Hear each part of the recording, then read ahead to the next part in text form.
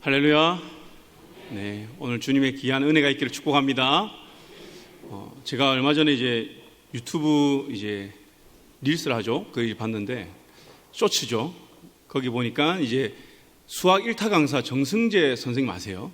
네, 그분이 솔루션을 주는 그러한 부분이 있었는데 그분이 뭐라 하냐면 모든 실력은 연습으로 완성된다 이렇게 이야기를 합니다. 우리가 재능이 아무리 있고 뛰어나다 할지라도 내가 가지고 있는 것이 아무리 좋다 할지라도 연습이 없이는 그것이 완성되지 않는다는 거예요. 수학뿐만 아니라 운동도 또 악기도 여러 부분에서 우리가 삶의 모든 전반적인 부분에서는 피나는 노력을 해야만, 연습을 해야만 우리가 어느 정도의 그걸 성취할 수 있다는 것이죠. 그래서 하는 말이 개념이 중요한 것이 아니다, 개념으로 가는 것이 아니다라고 이야기를 합니다. 물론 개념도 필요하겠죠. 그러나 그 완성하는 단계에서는 개념으로 완성하는 것이 아니라 꾸준한 연습이 필요하다는 것입니다. 그래서 본인도 지금 매일 하루 종일 수학 문제를 푼다고 해요. 그분이 하루 수학 문제 안 푼다고 해서 큰일이 나겠어요? 그런데도 그가 계속 푼답니다. 왜 푸냐면 하루를 쉬면 이틀 쉬고 싶고 이틀 쉬면 3일 쉬고 싶고 결국 이게 쉼이 늘어나면 어떻게 되냐면 이 문제를 푸는 감이 떨어진다는 겁니다. 그러면 자기가 이 자리를 유지하지 못한다는 거죠. 그래서 자기도 열심히 아직까지 문제를 푼다고 이야기를 합니다. 그러면서 처음에 티가 안 나죠. 그러나 하루가 쌓이고 이틀이 쌓이면 엄청난 격차를 벌린답니다. 여러분, 저는 이 이야기를 듣고 그런 생각을 했습니다. 우리가 하루를 쉬었을 때 또 우리가 연습을 하루 더 했을 때 플러스 1이라고 한다면 우리가 하루를 쉬었다. 그러니까 그게 0이 아니라 쉬면 유지되는 것이 아니라 마이너스 1이 된다는 거죠. 그러니까 하루 연습을 하지 않으면 마이너스 1, 하루 연습을 하면 플러스 1. 이 개념으로 우리가 생각을 해보면 똑같은 사람이 동일선상에 출발을 했어요. 한 사람은 하루 연습을 했습니다. 한 사람은 하루 연습을 하지 않았습니다. 얼마의 차이가 나죠? 2의 차이가 나지. 다 아시지만 말씀 안 하시는 거겠죠. 2 차이가 납니다. 그럼 이틀은 얼마 차이 날까요? 4 차이 나죠. 배가 됩니다. 배. 하루하루 지나갈수록 그건 걷잡을 수 없이 커진다는 것입니다. 처음엔 눈에 보이지 않는 아주 미묘한 차이지만 시간이 지나가면 어떻게 되느냐? 아주 큰 차이를 만들고 그것이 인생을 만든다는 것이죠. 우리의 신앙도 그렇습니다. 우리 신앙생활도 부단한 노력이 없으면 안 된다는 거예요. 그렇다고 해서 우리가 공로주의 사상 이런 것은 아닙니다. 그러나 우리가 말씀을 듣고 그것을 우리가 깨달음을 통해서 우리 삶에서 지속적으로 그것을 훈련하며 나아가야 한다는 것이죠.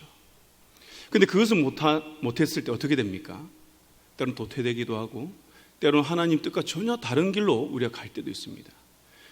그 중에 대표적인 사람이 오늘 다뤄볼 르호보암 왕입니다. 이 왕은 유다의 첫 번째 왕입니다. 그리고 남유다와 북이스라엘이 나눠지는 결정적인 역할을 하는 그런 왕입니다. 르호보암 왕은 배경이 너무 좋습니다. 그의 할아버지가 누굴까요? 다윗입니다. 아버지는요? 솔로몬입니다. 여러분, 이처럼 명문 가문이 어디 있습니까? 왕족입니다. 그리고 신앙으로도 아주 탁월한 하나님께 인정받는 그런 가문입니다. 여러분, 그는 어릴 때부터 얼마나 많이 하나님의 율법에 대해서 듣고 또 종교적 의식이라 할까요?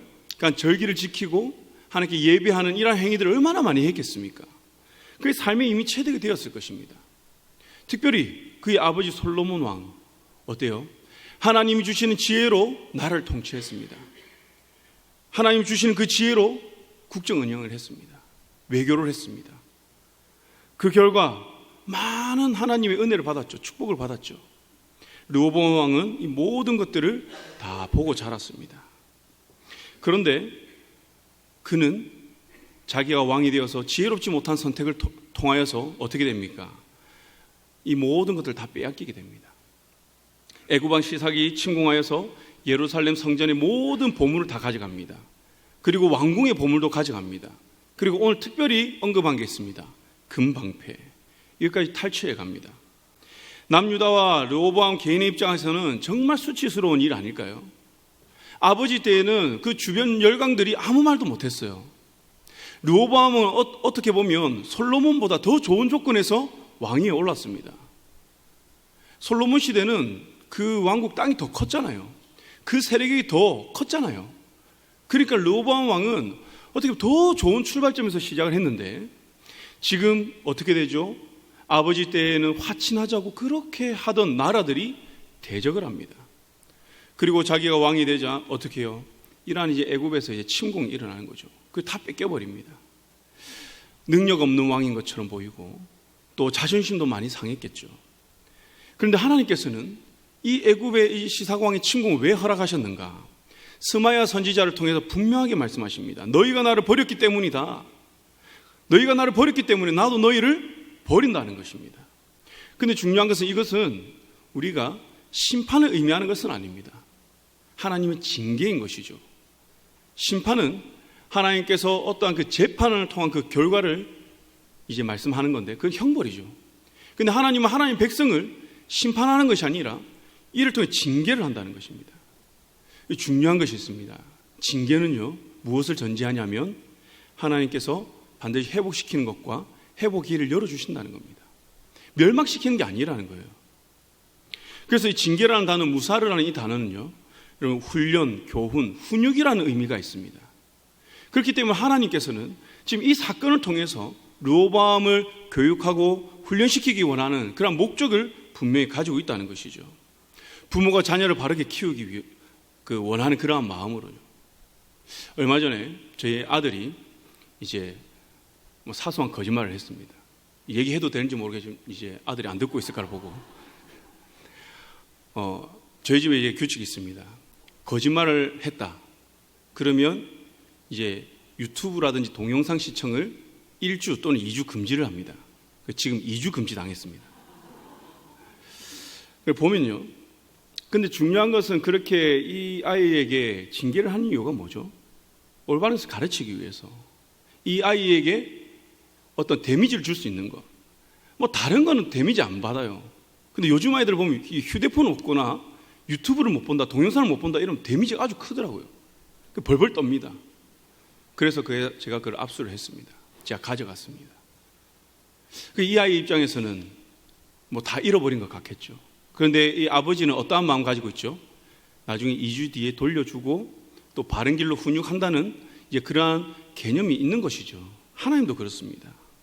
하나님도 시삭의 손에 다 붙였습니다. 그런데 이 모든 것들에는 하나님의 훈육이 있는 겁니다. 이것을 통해서 깨닫고 돌아오면 내가 너희를 반드시 회복시키고 반드시 내가 다시 너희를 보호하고 내가 너희를 인도할 거다라는 약속이 있는 거예요. 그런데 저는 오늘 이 말씀을 보면서 특히 이게 눈여겨봐지는 단어가 있었는데 바로 금방패입니다. 다른 보물들은 보면요 그냥 퉁쳐서 이야기합니다. 성전의 모든 보물, 왕궁의 모든 보물. 그런데 딱 하나, 금방패는 정확하게 무엇이 뺏겼는지를 명시를 하고 있습니다. 하나님께서 이걸 왜 이렇게 명시하셨을까요? 여기 분명 의미가 있다는 거죠. 금이라고 하는 것은 성경에서 순결, 정결, 거룩이라는 의미가 있습니다. 하나님의 속성을 의미하는 것이죠. 그래서 지성소를 지을 때 어떻습니까? 거기 안에 있는 모든 기물들은요 순금으로 만들든지 다 도금을 합니다. 순금으로. 이를 통해서 하나님이 그곳에 임재하시죠. 임재하시고 하나님의 백성을 만나십니다. 그렇기 때문에 이 순금이라고 하는 것, 이 금이라고 하는 것은 성결, 정결 이라는 의미도 있지만 하나님의 영광과 임재라는 그러한 의미도 함께 포함하고 있습니다. 그러면 방패는 어떠한 의미가 있을까요? 창세기 15장 1절 말씀 보면 하나님께서 아브라함에게 이렇게 말씀하십니다. 나는 내 방패요 내 지극히 큰 상급이니라. 하나님이 방패가 되어주신다고 합니다. 하나님이 보호자가 되신다는 거죠. 어떠한 전쟁 가운데서도 하나님이 너의 방패가 되어준다. 너의 피할 길이 되어준다. 네가 피할 바위가 내가 되어주겠다라고 약속을 하는 것입니다. 시편에는 다윗이 여호와는 나의 방패시요 나의 영광이라고 고백합니다. 즉 성경 곳곳에는요 이 방패라고 하는 이 단어가 하나님의 보호 또 구원의 능력으로 묘사되고 있습니다. 즉 이스라엘이라고 하는 이 민족은 하나님의 그 임재 가운데 보호받는 백성입니다. 자기 스스로 보호한다고 보호되는 게 아니에요. 하나님의 보호가 있는 백성이 이스라엘 백성입니다. 그리고 하나님의 영광으로 둘러싸인 나라가 이스라엘이라는 나라라는 것이죠. 이것을 상징하기 위해서 금방패를 만들어서 놓았다는 것입니다. 이스라엘 백성들은 솔로몬 때에 이것을 누리며 살았죠. 르호보암도 이것을 바라보면서 그는 컸을 것입니다. 이것을 바라볼 때마다 그렇지, 하나님께서 주신 지혜로 이 왕궁을 통치하고 하나님께서 주신 지혜로 이 국정 운영을 해나가니 하나님께서 이렇게 축복을 주시는구나, 하나님께서 축복을 주셨기 때문에 우리가 이렇게 누리고 있는구나 라는 것을 이스라엘 백성들 뿐만 아니라 르호보암 또한 알고 자랐다는 것입니다. 그런데 어떻게 됩니까? 르호보암은 이게 어느 순간 익숙해졌습니다. 계속 그것을 접하다 보니 이제 거기에 대한 의미를 크게 생각하지 않는 거예요. 우리도 그렇잖아요. 우리도 무엇인가 새로운 것을 드리거나 새로운 장소에 가거나 좋은 것을 보면 또 의미 있는 장소에 가면 그것을 계속 의미하면서 마음의 감동도 있고 그렇게 하지만 어떻게 해요? 계속해서 반복되고 지속되면 익숙해지잖아요. 그래서 그냥 우리는 스쳐 지나가는 경우가 너무나도 많습니다. 르호보암도 그랬다는 것이죠. 르호보암은요, 아버지 솔로몬이 잘될 때도 보았지만 아버지가 어떻게 과오를 범함을 통하여서 그가 실수를 하고 넘어지고 다시 회복하는 그 회심의 과정 또한 이 아들 르호보암은 보았던 것입니다. 그런데 이것이 어느 순간 익숙해지면서 그냥 지식으로는 머물고 있을지는 몰라도 그의 삶에서는 전혀 그것이 나타나지 않고 있었습니다. 사랑하는 성도 여러분, 르호보암이 왜 이렇게 되었을까요? 저는 그가 하루하루의 삶 가운데 하나님의 말씀에 대한 묵상과 이 연습을 꾸준히 하지 않았기 때문이 아닌가라고 생각을 해봅니다. 그가 통치하는 그 기간 동안 어떠한 일이 있었는지 자세히 기록하고 있지는 않지만 이 르호보암은 하나님을 향한 그 묵상과 말씀에 대한 묵상과 할아버지와 아버지가 만났던 그 하나님을 그는 직접 경험하지 못했다는 것이죠. 그로 인해서 어떻게 됩니까? 르호보암은 하나님을 버리게 되죠. 역대하 12장 1절 말씀 우리 함께 읽어보겠습니다. 시작. 르호보암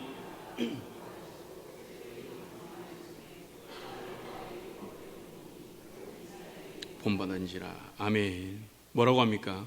나라가 견고하여지고 강성하여 짐에 여호와의 율법을 버렸다. 여호와의 율법을 버렸다는 것은 하나님을 버렸다라는 것과 동일한 의미입니다. 강성하여지니까, 견고하여지니까, 잘 살아지니까. 아버지 때에는 이것이 하나님의 축복이었지만 지금 그가 하나님을 향한 그 묵상의 그침을 통하여서 이것이 이제 내가 이룬 나의 업적이 되어버린 것이죠. 그러면서 점점 하나님의 율법을 묵상하는 것이 등한시되고 하나님의 법을 떠나버린 겁니다. 하나님은 이것을 나를 버린 것이다 라고 이야기를 하는 거죠. 사랑하는 성도 여러분, 그가 이렇게 변한 이유는 좀 전에 말씀드렸다시피 개인의 신앙훈련이 그 삶에서 분명히 일어나야 한다는 것입니다. 예배를 드리고 그도 하나님 성전에 올라가서 예배를 드리죠. 오늘 본문에도 나오잖아요. 놋방패를 들고 올라가잖아요. 성전에서 예배를 드리고 어떤 제의식을 하고 절기를 지키는 것 너무나 중요하죠. 그곳에서 하나님을 만납니다. 말씀을 통해서 깨닫습니다. 그리고 끝납니까? 아니죠. 내려오죠. 내려와서 어떻게 해야 됩니까? 그것을 내 삶에서 부단하게 적용하면서 내가 살아가야 하는 그런 부분이 분명히 있다는 것입니다. 그것을 다윗은 너무나 잘했죠. 다윗의 그 시편을 말씀 보면 구구절절하잖아요. 그가 좋을 때나 기쁠 때나 힘들 때나 죽기 직전에 처했을 때도 그는 하나님 찾습니다. 왜 그러한 신앙, 그러한 모습이 나올 수 있었을까요? 매일매일 그 하나님과 동행하는, 하나님을 묵상하고 하나님 찾는 그런 삶의 훈련이 있었기 때문이라는 것이죠. 사랑하는 성도 여러분, 하나님의 지혜로 나라를 다스리고 하나님께 순종함으로 얻은 축복이 그에게는 어느 순간 익숙해져서 이제 형식만 남았습니다. 본질은 다 사라졌습니다. 저는 이러한 모습, 금방패를 잃어버린 모습을 보면서 우리의 신앙도 이렇지는 않은가라는 생각을 해보았습니다. 하나님께서 주신 은혜, 축복들 어느덧 잃어버리고 지금 내가 누리고 있는 것이 나의 노력과 나의 성과로 여기고 있는 것은 아닌가. 우리는 이러한 함정에 너무 쉽게 빠지고 있습니다. 우리를 대적하는 무리들은요, 이 익숙함이라는 도구를 너무나 잘 이용을 합니다. 신앙생활에 익숙함, 지금까지 했던 그대로 이제 조금만 쉬면서 해도 되겠지. 왜? 익숙하니까. 이러한 생각들을 불어넣음으로 통해서 우리 영적으로 둔하게 만드는 것이죠.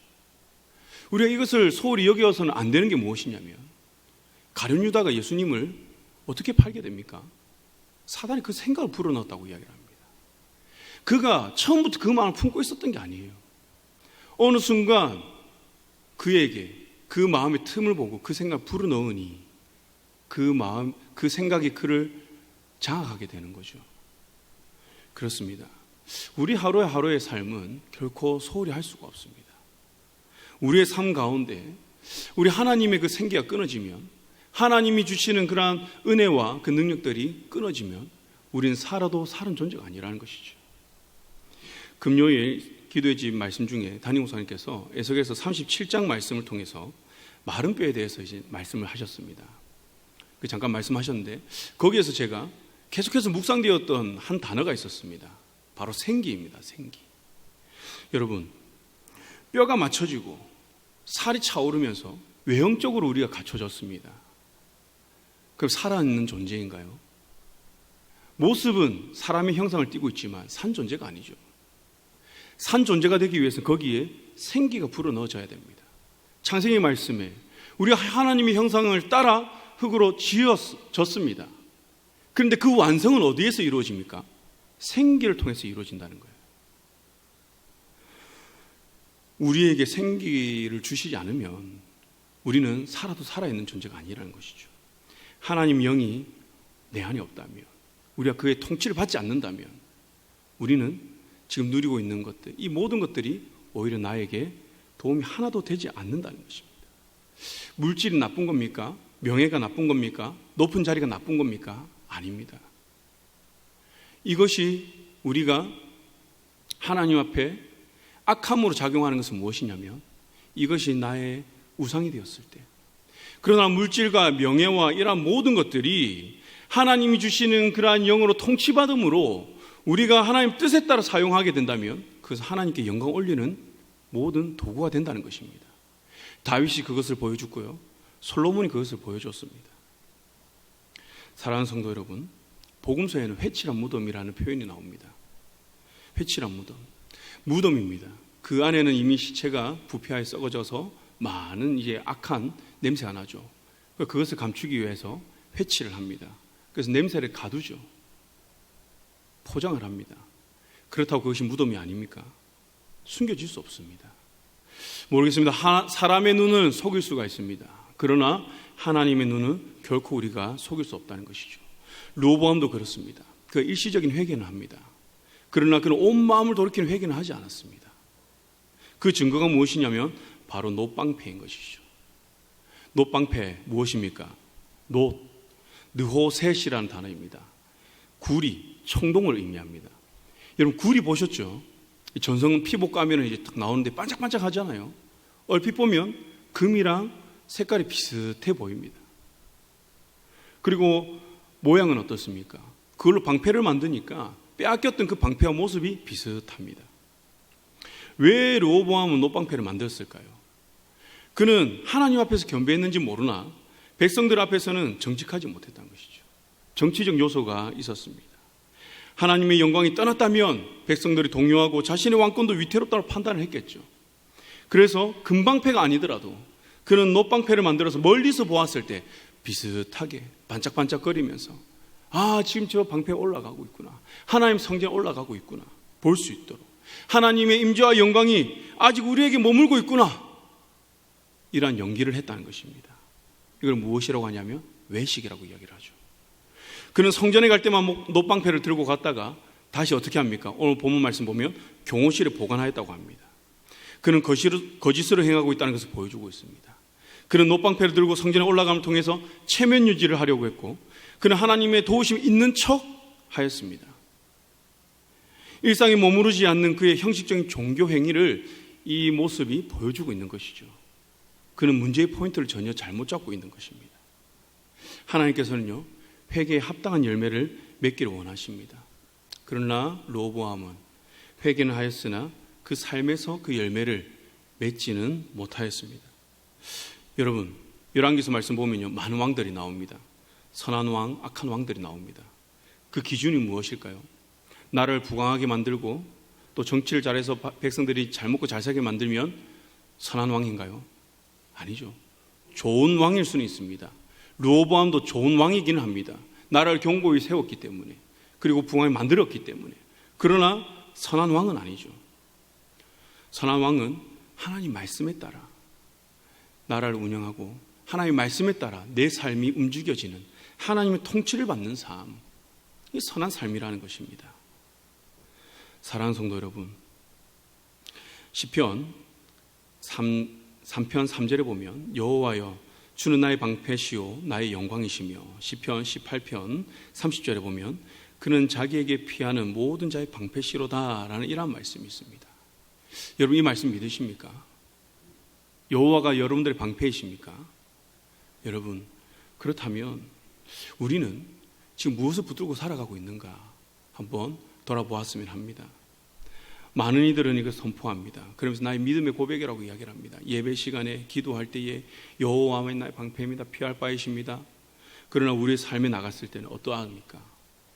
정말 매 순간마다 어떤 결정을 할 때마다 하나님을 찾고 기도하며 그렇게 나아가고 있는지, 정작 우리의 삶에는 어떠한 모습으로 행해지고 있는지 우리가 살펴보았으면 합니다. 그렇지 않다면 우리가 르호보암과 무엇이 그렇게 크게 다른지 우리가 한번 고민해 볼 필요가 있다는 것이죠. 우리가 르호보암처럼 녹방패를 들고 세상에 나가는 것과 무엇이 다른가 우리가 한번 고민해 보아야 하는 것입니다. 에스겔서 44장 5절 말씀해 보면 이렇게 말씀합니다. 우리 함께 읽겠습니다. 성전의 입구와 성소의 출구를 전심으로 주목하고, 여기서 성전의 입구는 하나님의 임재로 나아가는 거룩한 초대를 이야기를 합니다. 지금으로 말하면 예배의 자리, 은혜의 자리가 되겠죠. 그리고 성전의 출구는 무엇이냐면 세상으로 나아가는 거룩을 실천하러 가는 그런 문을 이야기를 합니다. 즉 우리 예배를 통해서 무엇을 경험합니까? 하나님을 경험하죠. 하나님 만나고 하나님의 임재를 경험하고, 그리고 세상으로 나아가서 그 말씀대로 살아가는 것. 하나님께서 이것을 어떻게 하라고 합니까? 전심으로 주목하라고 합니다. 전심으로. 오늘 읽은 말씀에 보면 14절 말씀 보면 그가 여호와를 구하는 마음을 굳게 하지 아니함으로, 그 전심을 다하지 않았다는 거예요. 하나님께서 우리에게 전심을 다하기를 원합니다. 무엇에요? 내가 지금 어디에 가고 있는지, 나의 삶의 방향이 어디인지 집중하고 나아가길 원한다는 것이죠. 사랑하는 성도 여러분, 예배의 자리, 은혜의 자리, 기도의 자리에 집중하시기 바랍니다. 이 집중을 통해서 그 순간만 집중하는 것이 아니라 이것을 두고 내가 세상에 나아가서 그 세상에서 이것을 내가 어떻게 붙들고 살아갈 것인가 고민하며 치열하게 우리가 훈련하며 나아가야 될 줄 믿습니다. 이 말씀 맺겠습니다. 오늘 르호보암을 통해서 하나님의 마음을 우리가 알았으면 좋겠습니다. 르호보암의 문제는 개인의 지혜의 부족, 또 능력 부족, 종교심 부족이 아닙니다. 하나님의 임재와 보호를 상징하는 그 금방패를 빼앗긴 것, 이게 문제가 아니라는 것이죠. 이게 본질이 아닙니다. 그 문제는 단 하나입니다. 하나님을 버린 것, 하나님 율법을 버린 것, 하나님 통치를 받지 않는 것, 율법을 등한시 여긴 것. 겉으로는 종교의식을 치렀지 몰라도 그 마음으로는 하나님을 아는 지혜가 없었던 것, 이게 문제였다는 것이죠. 하나님께서 금방패가 없어도 얼마든지 다시 돌이키고 우리가 돌아오면 보호하십니다. 그 상징이 없어도 하나님께서 우리를 보호하시고 먹이시고 입히시고 인도하시는 줄 믿습니다. 사랑하는 성도 여러분, 하나님은 우리에게 복을 주시되 더 풍성히 주시기를 원하시는 분입니다. 그런데 그 복을 누리기 위해서는 우리가 하나님 주시는 그 복을 감당할 지혜와 그 거룩함이 있어야 합니다. 외적인 열심과 노력이 아니라 하나님만을 의지하는 그 겸손한 삶. 말씀 앞에서라는 찬양이 있죠. 저는 이 찬양에서 이제 처음 들었을 때 정말 마음이 이제 너무나도 울컥했습니다. 어떤 부분이냐면 하나님 말씀에 두려워 떠는 자, 그 말씀에 생명 거는 자, 하나님 말씀에 운명을 거는 자, 운명을 건대요. 내 모든 전생애를 건다고 합니다. 순종하며 주 따라가는 자, 하나님이 이러한 사람을 찾는다고 이야기를 하는 거예요. 하나님 찾는 사람은요, 열심을 가지고 많은 성과를 내는 사람이 아니라 바로 이겁니다. 하나님 말씀 두려워하는 사람, 순종하는 사람, 그 말씀이 내 생명을 거는 사람, 내 인생을 거는 사람, 내 전생을 거는 사람, 하나님이 찾고 계신 줄 믿습니다. 저와 여러분들이 그러한 하나님이 찾으시는 사람이 되시길 축복합니다. 그래서 말씀의 열매, 신앙의 열매, 예배를 통한 하나님의 그 임재를 경험한 이 열매를 우리가 삶에서도 맺어가길 축복합니다. 그리하여서 내가 노방패를 들고 살아가는 것이 아니라 하나님께서 다시 회복시키시는 거룩한 방패, 믿음의 방패를 들고 우리가 이 세상에 나아가서 하나님께서 주신 그 축복을 온전히 누리는 저와 여러분들이 되기를 주님의 이름으로 축복합니다.